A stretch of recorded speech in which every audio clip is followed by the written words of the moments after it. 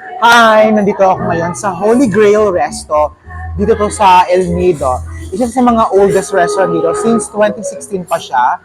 Owned by the Aquino family. Sila yung mga kilalang family of engineers at builders dito sa El Nido. Ito yung bestseller nila.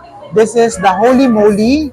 Yung double burger nila. And what's good thing about it daw sa burger nila, double patty siya. May cheese at yung caramelized onions, di ba?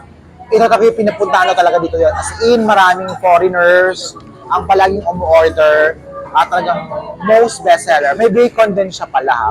So we will try now the Holy Moly Burger.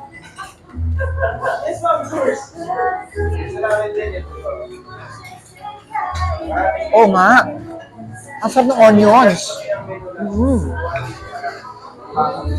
And, yung burger nila, yung patty, homemade talaga siya. Yung family talaga nila ang gumagawa nito. So only in El Nido, this Holy Moly, ang sarap po. Parang hindi ko pa kaya ubusin.